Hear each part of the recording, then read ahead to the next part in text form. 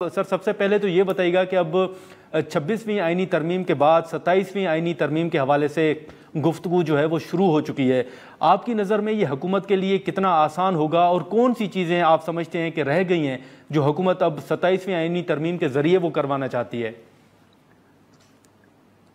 पहले तो मेरा ख्याल है कि 26वीं आईनी तरमीम भी बरकरार नहीं रह सकेगी जिस शक्ल में आई है, क्योंकि देखिए ना, हुकूमत ने ये तरमीम बनाई थी इस मकसद से कि हम जो जजेस फैसले करें हमें उसमें कुछ सरप्राइज ना मिले। असल में चाहते तो ये है कि जज फैसला करने से पहले इनको फैसला भेज दिया करें, ये देख लिया करें और फिर जज फैसला इशू किया करें। और चाहते ये है कि जैसे पुलिस है या नैब है या FIA है, जो इदारे मुकम्मल खत्म हो गए हैं, इन इदारों की तरह ही जुडिशरी भी, सुप्रीम कोर्ट भी होनी चाहिए। लेकिन मुझे ये लगता है कि इसमें जुडिशरी से पुशबैक आएगा, पुशबैक आना शुरू भी हो गया हुआ है और ये बढ़ता जाएगा। और 26वीं आईनी तरमीम भी उस तरह से इफेक्टिव नहीं आपको नजर आएगी जिस नीयत से या जिस ख्वाहिश से इसको हुकूमत ने पास किया है। 27वीं आईनी तरमीम में भी मौलाना फजलुर रहमान और मेरे ख्याल में एक बड़ी रुकावट है। और अगर मौलाना फजलुर रहमान और PTI इकट्ठे हो जाते हैं तो फिर पार्लियामेंट के बाहर एक जो प्रेशर है वो इतना हो जाता है कि 27वीं आईनी तरमीम लाना मुमकिन नहीं होता।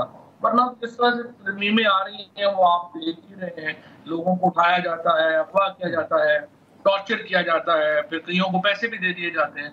तो ये सारा कुछ हो रहा है। ठीक है, लेकिन फवाद साहब इस वक्त जो 26वीं आईनी तरमीम है उसका चलें PTI भी कह रही है, अख्तर मेंगल साहब भी कह रहे हैं, अब मौलाना साहब भी तनकीद कर रहे हैं हुकूमत के ऊपर कि अगर वो साथ ना देते तो भी हुकूमत ने अपने बंदे पूरे कर लिए थे। तो जहाँ तक इस आईनी तरमीम को एक गैर जमहूरी कहा जा रहा है या बिल्डोज कहा जा रहा है कि उन्होंने बिल्डोज की है, लेकिन इस सारे अमल का फिर मौलाना साहब भी तो हिस्सा रहे हैं ना फवाद साहब। आप नहीं समझते कि जितना कसूर हुकूमत का है मौलाना साहब से भी PTI का गिला बनता है? मेरा ख्याल है मौलाना ने तो अपनी नियति से इस तरमीम को, जो असल तरमीम थी, जो असल टैक्स था, वो तो बड़ा ही खतरनाक था ना, जिसमें आर्टिकल 8 जो बुनियादी हकूक हैं खत्म हो रहे थे। उसके बाद आपकी मिलिट्री कोर्ट्स बन रही थी, यानी जो भी एक जमहूरियत का बिल्कुल ही कचूमर ही निकाल दिया था ना जो असल टैक्स था उसमें। मौलाना ने बहरहाल कंट्रीब्यूट इस लिहाज से तो किया है कि जो असल टैक्स है वो नहीं आ सका। ये जो कॉन्स्टिट्यूशन बेंच बना रहे हैं, देखिए कुमार साहब, असल में तो ये 18वीं तरमीम ने पाकिस्तान की फेडरेशन को हिला के रख दिया है। और ये जो आप आईनी तरमीम बना रहे हैं और उसमें आप सूबों के कोटे बनाना चाहते हैं जजेस के लिए सुप्रीम कोर्ट में, ये तो तबाहकुन है। दुनिया में कहीं पर कोई फेडरेशन आपको मिसाल नहीं मिलती जहाँ पे जज जो है वो कोटे से आए। और ये मैं समझता हूँ कि जो लोग भी इसमें शामिल हैं उनकी क्रिमिनल इंटेंट है, पाकिस्तान की फेडरेशन को तोड़ना चाहते हैं, ये कह के कि कोर्टों के ऊपर आप सुप्रीम कोर्ट बनाएंगे। आपने आईनी अदालतें जो हाई कोर्ट में बना दी है, यहाँ पर भी देखिए इतने मसाइल पैदा होंगे। सिंध की हाई कोर्ट जो है वो पार्टी के ऊपर और पॉइंट ऑफ व्यू रख रही होगी, पंजाब की और रख रही होगी। आप सीधा सीधा कह दें फिर कि हम एक कन्फेडरेशन है, हम फेडरेशन नहीं है। आप 18वीं तरमीम लेके आते हैं, फिर आप इस तरह की तरमीम लेके आ रहे हैं, फेडरेशन का तो आपने बेड़ा गर्क कर दिया। लेकिन फवाद साहब, इस वक्त जो सियासी इस्तेकाम के हवाले से हमने बीच में सुना कि खान साहब ने कमेटी तश्कील दे दी, हुकूमत ने भी कहा कि हम बातचीत के लिए तैयार हैं, लेकिन वो बातचीत, वो मुज़ाकरात अभी होते हुए नज़र नहीं आ रहे। आपके सामने सूरत हाल। लेकिन अब जो PTI की स्ट्रेटजी है कि वो बाहर निकलेंगे, धरने देंगे, अब नवंबर में कहा जा रहा है कि स्वाबी में गैदरिंग होंगी, इस फैसले को से आप इत्तफाक करते हैं कि PTI का ये फैसला दुरुस्त है कि अल्टीमेटली सड़कों पर ही निकलना होगा?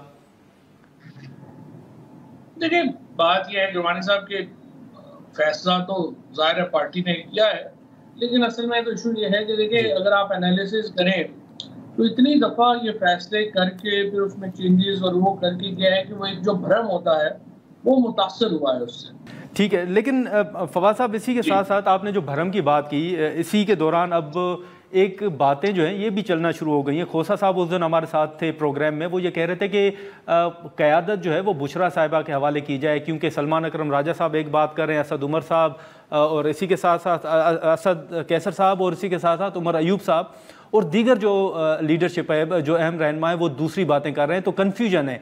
उनका कहना था कि वर्कर्स कन्फ्यूज हैं कि किसकी बात को फॉलो किया जाए। तो आप वाकई समझते हैं कि वाकई कन्फ्यूजन है पार्टी के अंदर और लीडरशिप का फुकदान आप देख रहे हैं? नहीं, वो तो देखिए ना, एक प्रॉब्लम है क्योंकि सारा काडर जो है उसको खत्म कर दिया गया। पीटीआई के ऊपर जो जुल्म, बर्बरियत और फस्तायत हुई, उसके नतीजे में मसाइल तो हुए हैं। लेकिन मेरी नज़र में ये बात ही वाहिद हल है कि जो फैमिली है, बुशरा बीबी जो है, हलीमा खान साहिबा है, ये लोग जो हैं अब इस तहरीक को लीड करेंगे तो वर्कर्स इस तहरीक के साथ जुड़ेगा। इनके अलावा फिलहाल लीडरशिप में नहीं है कोई जान या करंट नहीं है जो कि इन मामलात को आगे लेके जा सके। मेरी नज़र में बिल्कुल ये बात आपकी, मैं खोसर साहब की बात से एग्री करता हूँ। बुशरा बीबी को और लीमा बीबी को, ये जो भी खानदान के लोग हैं, आपस में वो बात कर लें और एक इसको जो है वो लीड करें। और वर्कर अब तभी जो है वो इस तहरीक के साथ जुड़ेगा अगर इमरान खान की फैमिली मेंबर जो है वो इस तहरीक को लीड कर रहे होंगे। और माजी में भी आप देखें, चाहे अगर पार्टीशन से पहले आप देखें तो जवाहरलाल नेहरू की जो बेगम थी, उनकी जो बहन थी विजय लक्ष्मी पंडित, उनकी वालदा, उन्होंने उनकी रिहाई की तहरीक चलाई जब नेहरू पाबंदे सलासत थे। पाकिस्तान बनने के बाद नुसरत भुट्टो ने, जुल्फ़िकार अली भुट्टो शहीद के लिए कैंपेन चलाई। फिर आपके सामने कलसूम बीबी ने चलाई, बेनज़ीर भुट्टो शहीद जो है उन्होंने वो चलाई। ये फैमिली हमारे यहाँ ट्रेडिशन की है और डेफिनेटली इमरान खान की भी जो फैमिली है उनको ही ये वजन उठाना पड़ेगा।